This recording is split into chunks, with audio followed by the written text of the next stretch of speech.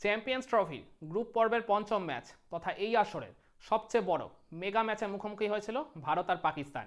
Dubai international cricket স্টেডিয়ামে অনুষ্ঠিত হওয়ায় ম্যাচটা ছিল দুই দলের জন্যই অতি গুরুত্বপূর্ণ ওই সেমিফাইনালের অঙ্ক মেলানোর জন্য। তো এই জায়গায় পাকিস্তান প্রথমে ব্যাটিং করে মাত্র 241 রানেই তারা অল আউট হয়ে গেছিল। ডেফিনেটলি ভারতীয় বোলারদের এই জায়গায় অনেক বড় একটা ক্রেডিট প্রাপ্য ছিল। তো এই 242 রানের লক্ষ্যমাত্রা নিয়ে ব্যাটিং করতে নেমে ভারতের দুই ওপেনার ক্যাপ্টেন রোহিত শর্মা আর ভাইস ক্যাপ্টেন শুভমান গিল ইনিংসের শুরুটা বেশ সাবধানীভাবেই করেছিলেন। শাহিন শাহরিদি প্রথম ওভারটা তারা বেশ দেখে খেলে মাত্র 2 রান নিয়েছিলেন, কিন্তু এর ঠিক ভেরি নেক্সট ওভারই নাসিম শাহর ওই ওভারটা থেকেই আর কি ভারতের captain Rohit Sharma as usual তিনি যেরকমভাবে আর কি অ্যাটাকিং ক্রিকেট খেলতে পছন্দ করেন, প্রতিপক্ষ বোলারদের উপর শুরু থেকে চড়াও হয়, যেভাবে ম্যাচের রাশটা নিজেদের গ্রিপে আর কি নিয়ে নিতে পছন্দ করেন, ওই কাজটাই তিনি শুরু করেছিলেন। আমার মনে আছে ওই ওভারে থার্ড বা ফোর্থ ডেলিভারিতে সম্ভবত রোহিত শর্মা একটা মানে উইকেট ছেড়ে ওই নাসিম শাহর একটা শর্ট পিচ ডেলিভারিকে তিনি মিড উইকেট অঞ্চল দিয়ে আর কি বড় শট খেলতে গেছিলেন, কিন্তু ওই আউটসাইডেজ হয়ে খুবই লাকিলি তিনি ওই জায়গায় বেঁচে যান। ওই মানে স্লিপ ফিল্ডারের মাথার উপর দিয়ে ওই বলটা থার্ড ম্যান অঞ্চল দিয়ে তিনি বাউন্ডারি পেয়ে যান। আর এর ঠিক ভেরি নেক্সট ওভারই ওই শাহিন শাহরিদি যখন আবার বল করতে এলেন, তার একটা ব্যাক অফ দ্য লেন্থের ইনকামিং ডেলিভারিতে শুভমান গিল ওই জায়গায় ইনসাইডেজ হয়ে গেছিলেন, কিন্তু খুবই লাকিলি ওই জায়গায় তিনি বেঁচে যান।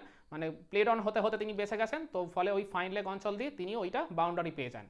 আর এরপর শাহিন শাহরিদির ওই ওভারেরই ওই 2-3 বল পরেই একটা ডেলিভারিতে দেখলাম চমৎকার পিক আপ শটে একটা কাভার ড্রাইভ করলেন এই শুভমান গিল, ওই জায়গায় একটা তিনি বাউন্ডারি পেলেন। আর এর ঠিক ভেরি নেক্সট ওভারই নাসিম শাহ যখন আবার অ্যাটাকে ফিরে এলেন, তখন রোহিত শর্মাকে তিনি ওই জায়গায় একটা ডাউন দ্য লেগের ডেলিভারি করলেন। তো রোহিত শর্মার মানে একেবারে জোনে তিনি বল ফেলে দিয়েছিলেন, তো রোহিত শর্মা একবারে এফোর্টলেসলি একটা পুল শট করে ওই ডিপ স্কোয়ার লেগ দিয়ে ওটা ছক্কা মেরে দিলেন। আর এরপর রোহিত শর্মাকে দেখলাম ওই নাসিম শাহকে ওই ওভারেই ওই একটা লফটে ড্রাইভ করলেন, একটা মানে ওই লং অফ অঞ্চল দিয়ে একটা বাউন্ডারি পেলেন। এর পরের ওভারে শাহিন শাহরিদিকেও দেখলাম রোহিত শর্মা একটা চমৎকার ওই লফটেড কভার ড্রাইভ করে ওই জায়গায় একটা বাউন্ডারি পেয়ে গেলেন। কিন্তু ওই পঞ্চম ওভারের একদম লাস্ট ডেলিভারিতে শাহিন শাহরিদির একটা ইনকামিং ডেলিভারিতে মানে একদম ইয়র্কার জোনে তিনি বল করেছিলেন, কোনো জায়গায় দেননি রোহিতকে। তো রোহিত ওই বলটা একবারে পিক করতে না পেরে তিনি বোল্ড হয়ে যান লাইন মিস করে, যার ফলে 20 রান করেই রোহিত শর্মাকে প্যাভিলিয়নে ফিরতে হয়। আর ভারতের স্কোরটা হয়ে যায় 5 ওভার শেষে 1 উইকেটে 31। এরপর দ্বিতীয় উইকেটে ওই ক্রিজে আগে থেকে সেট হয়ে যাওয়া শুভমান গিল আর 3 নম্বরে ব্যাটিং করতে আসা বিরাট কোহলির মধ্যে একটা 69 রানের পার্টনারশিপ গড়ে ওঠে। মূলত এই পার্টনারশিপটাই ভারতকে ওই একটা অনেক শক্তপোক্ত ভিতের উপর দাঁড় করিয়ে দিয়েছিল। তো ওই জায়গায় মানে রোহিত শর্মা আউট হয়ে যাওয়ার পর মানে ইনিংসে আর কি মানে এগোনোর বা আর কি রান তোলার মূল কাজটাই করছিলেন শুভমান গিল। আর অপর পাশ থেকে বিরাট কোহলি উইকেটের এক পাশ আগলে রেখে তাকে ওই জায়গায় সাপোর্ট দিয়ে যাচ্ছিলেন। ওই শুভমান গিলকে দেখলাম তিনি পার্টিকুলারলি বেছে বেছে শাহিন শাহরিদিকে আর কি অ্যাটাক করছিলেন। মানে শাহিন শাহরিদির ওই শর্ট পিচ ডেলিভারিগুলোতে তিনি চমৎকার পুল শটে ওই জায়গায় বাউন্ডারি মারছিলেন। তারপর দেখলাম একটা চমৎকার স্ট্রেট ড্রাইভ, মানে একটা অসাধারণ একটা শট ছিল, মানে দেখলেই আপনার একেবারে সারা জীবনের মতো চোখে লেগে থাকবে এইরকম একটা শট, নিখুঁত একটা স্ট্রেট ড্রাইভে তিনি ওই জায়গায় বাউন্ডারি মারলেন।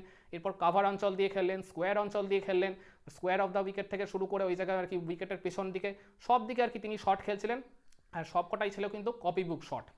আর এরপর এর মাঝেই ভারত ওই অষ্টম বা নবম ওভারেই আর কি 50 রানের গন্ডিটা টপকে যায়। আর এরপর বিরাট কোহলিকেও দেখলাম ওই যখন তিনি 13 রানে পৌঁছে গেছেন, এরপর হারিস রফকে ওই ওভারেই ওই একটা আর কি চমৎকার কাভার ড্রাইভে বাউন্ডারি মেরে ওই জায়গায় আর কি নিজের মানে 14,000 রানের মাইল ফলকটা স্পর্শ করলেন এই ওডিআই ক্রিকেটে।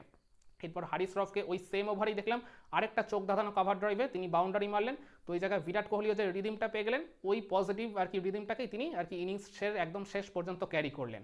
তো এরপর এই বিরাট কোহলি আর শুভমান গিলের হাত ধরে ভারত 100 রানের গন্ডি টপকে যায় ওই 18 নম্বর ওভারের প্রথম ডেলিভারিতে। কিন্তু শুভমান গিলকে ওই জায়গায় আমি বলবো খুবই আনলাকি, মাত্র 4 রানের জন্য তিনি নিজের হাফ সেঞ্চুরিটা পেলেন না। আবরার আহমেদের একটা চমৎকার লেগ ব্রেক ডেলিভারিতে ওই জায়গায় পুরোপুরি ভরকে গিয়ে শুভমান গিল বলে লাইন মিস করে বোল্ড হয়ে যান। 46টা রান তিনি করে গেছেন তার আগে, আর ভারতের ওই জায়গায় 100 রানে দ্বিতীয় উইকেটের পতন ঘটে। আর তার সাথে বিরাট কোহলি আর শুভমান গিলের এই অতি গুরুত্বপূর্ণ 69 রানের পার্টনারশিপ, যেটা ভারতকে এই ম্যাচে একটা শক্তপোক্ত পজিশনে দাঁড় করিয়ে দিয়েছিল রান চেস করতে গিয়ে, মানে ওইটা ভেঙে গেল। এরপর থার্ড উইকেটে তখন ক্রিজে নতুন আসেন শ্রেয়াস আয়ার, আর আগে থেকে সেট হয়ে যাওয়া বিরাট কোহলির মধ্যে একটা 114 রানের পার্টনারশিপ গড়ে ওঠে। এই পার্টনারশিপটাই বলতে গেলে ভারতকে একেবারে জয়ের দ্বার প্রান্তে পৌঁছে দিয়েছে, বা জয়টা ওই জায়গায় পুরোপুরি সুনিশ্চিত করে দিয়েছে বলতে পারেন।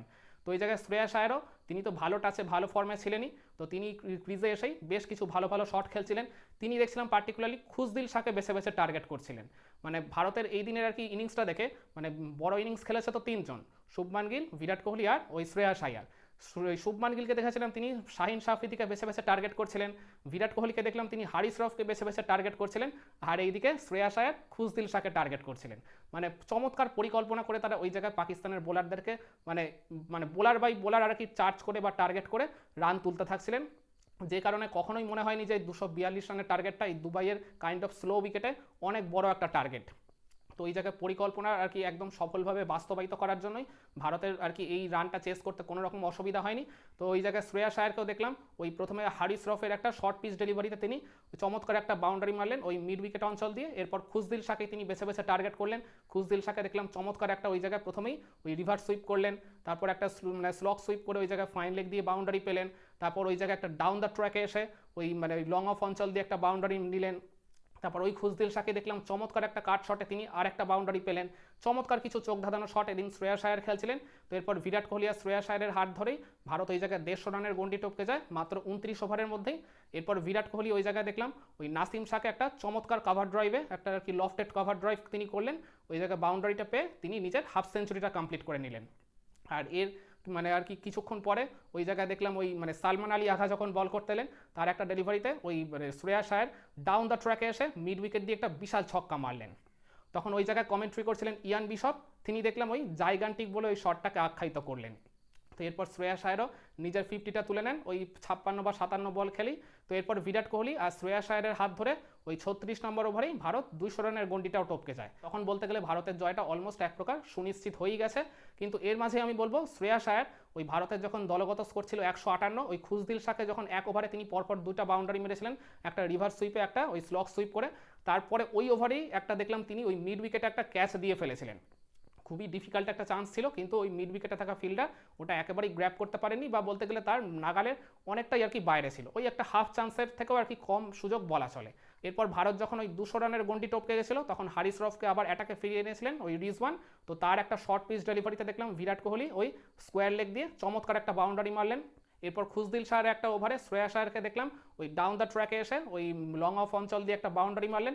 এরপর ওই ওভারেরই আরেকটা বলে তিনি ওই জায়গায় ইনসাইড আউট শট খেলতে গেছিলেন, শটটা নেগোশিয়েট করেই ফেলেছিলেন। আমরা সবাই ভেবেছিলাম হয়তো বলটা বেরিয়েই গেছে, কিন্তু শর্ট কভারে ফিল্ডিং করা ওই ইমামুল হক দুর্দান্ত একটা ডাইভে ওই জায়গায় প্রায় বলতে গেলে উড়ন্ত একটা ক্যাচ তিনি গ্র্যাব করেছেন। তো ওই জায়গায় আর কি শ্রেয়াস আয়ার 56 রান করে আউট হয়ে যান। তো আর ভারতের স্কোরটা হয়ে যায় 3 উইকেটে 214, আর যার ফলে ওই বিরাট কোহলি আর শ্রেয়াস আয়ারের মধ্যে ওই 114 রানের ওই মহা গুরুত্বপূর্ণ পার্টনারশিপটা ওই জায়গায় ভেঙে গেল। এরপর হার্দিক পান্ডিয়া ক্রিজে আসেন, তাকে এদিন ব্যাটিং অর্ডারে একটু প্রমোট করা হয়েছিল। তো মানে শাহিন শাহ আফ্রিদিকে যখন আর কি অ্যাটাকে আনলেন তার ঠিক পরের ওভারে তাদের ক্যাপ্টেন রিজওয়ান, তো হার্দিককে দেখলাম ওই জায়গায় বেশ আর কি মানে ডাউন দ্য ট্র্যাকে এসে একটা চমৎকার কাভার ড্রাইভে বাউন্ডারি মারলেন। তারপর ওই শাহিন শাহ আফ্রিদির ওই ওভারেরই একদম লাস্ট ডেলিভারিটায় তো তাকে একটা করেছিলেন ওই ডাউন দ্য লেগের ডেলিভারি, তো হার্দিক ওইটাকে আর কি গাইড করতে গেছিলেন ফাইন লেগ দিয়ে, কিন্তু খুবই আনলাকিলি ওই জায়গায় একটা সূক্ষ্ম আর কি আউটসাইডে হয়ে যায়, একটা সামান্য হালকা খোঁচা লেগে ওই জায়গায় আর কি মোহাম্মদ রিজওয়ানের মানে উইকেট কিপারের হাতে ক্যাচ চলে যায়। তো হার্দিক ওই জায়গায় মাত্র 8 রান করে তাকে প্যাভিলিয়নে ফিরতে হয়। এরপর ক্রিজে নামেন আকসার প্যাটেল। তো আকসার প্যাটেল আর বিরাট কোহলির এরপর 21 রানের ওই অবিচ্ছিন্ন জুটিটা ভারতকে ওই জায়গায় জয় তুলে দিতে আর কোনো রকম দেরি করেনি। তো ওই জায়গায় আকসার প্যাটেল বলবো খুবই ক্যালকুলেটিভ তিনি ইনিংস খেলেছেন, মাত্র 3টে রানই তিনি করেছেন ওই 21 রানের পার্টনারশিপে, চাইলে তিনি আরও বেশি করতেই পারতেন, কিন্তু ওই স্যাক্রিফাইসটা তিনি করেছেন যাতে বিরাট কোহলি নিজের সেঞ্চুরিটা এই দিন তুলে নিতে পারেন। তো এক সময় শেষের দিকে গিয়ে এমন একটা ইকুয়েশন দাঁড়িয়েছিল যে ভারতের জয়ের জন্য যেখানে প্রয়োজন ছিল ওই 20 রান, কিংবা আর বিরাট কোহলি মানে সেঞ্চুরির জন্য প্রয়োজন ছিল 18 বা 19 রান, খুবই ক্লোজ একটা আর কি এরকম ইকুয়েশন ছিল। এরপর ইনিংসের প্রায় শেষের দিকে গিয়ে তখন দেখা যাচ্ছিল যে ভারতের জয়ের জন্য প্রয়োজন 2 রান, বিরাট কোহলি সেঞ্চুরি পেতে প্রয়োজন 4 রান। তো ওই জায়গায় 43 নম্বর ওভারে খুশদিল শাহ যখন বল করছিলেন, তো ওই ওভারের থার্ড ডেলিভারিতে ওই বিরাট কোহলি ডাউন দ্য ট্র্যাকে এসে খুশদিল শাহকে ওই এক্সট্রা কভারের উপর দিয়ে যে বাউন্ডারিটা মারলেন, ওই আর কি বাউন্ডারিটা মারার সাথে সাথেই ভারতকে তিনি জয়টা এনে দিলেন, আর তার সাথে নিজেরও এই আন্তর্জাতিক ক্রিকেটে 82তম তথা ওডিআই ক্রিকেটে 51তম সেঞ্চুরিটা তুলে নেন, যেটার জন্য এই গোটা ভারতবর্ষই প্রার্থনা করছিল। তো 111 বলে বিরাট কোহলির 100 রানের অনবদ্য ফ্যান্টাস্টিক ইনিংসটায় 7খানা বাউন্ডারি তিনি মিলেছেন, আর তার সাথে ওই শুভমান গিলের সাথে 69 রানের আর পরে শ্রেয়াস আয়ারের সাথে 114 রানের দুইটা ম্যাসিভ পার্টনারশিপ করে ভারতকে একবারে জয়টা পুরোপুরি সুনিশ্চিত করে দিয়েছেন বলাই চলে। তো যার ফলে বিরাট কোহলি এই ম্যাচের প্লেয়ার অফ দ্য ম্যাচ হয়েছেন আনডাউটেডলি। তো যার ফলে ভারত দিন শেষে 7 ওভার 3 বল মানে 45 বল হাতে রেখে পাকিস্তানকে ম্যাচটা হারিয়ে দিল 6 উইকেটের ব্যবধানে। আর এই ম্যাচ জয়ের সাথে সাথেই ভারত চ্যাম্পিয়ন্স ট্রফির সেমিফাইনালের টিকিটটা পুরোপুরি নিশ্চিত করে ফেলে, আর পাকিস্তানের ওই জায়গায় সেমিফাইনাল খেলার স্বপ্নটা কার্যত প্রায় শেষ হয়ে গেল বলাই চলে। তো আপনারা কি মনে করেন এই দিন ভারত যে 242 রানের টার্গেট চেস করে খুবই কমফর্টেবলি জিতে গেল, এই রান তারা করে জেতায় কোন ব্যাটারের অবদান সবচেয়ে বেশি ছিল, বা কোন ব্যাটারের পার্টিকুলারলি কোন শটগুলো দেখে এদিন আপনি সবচেয়ে বেশি খুশি বা মুগ্ধ হয়েছিলেন? কমেন্ট করে আপনার মতামতটা জানাবেন নাকি?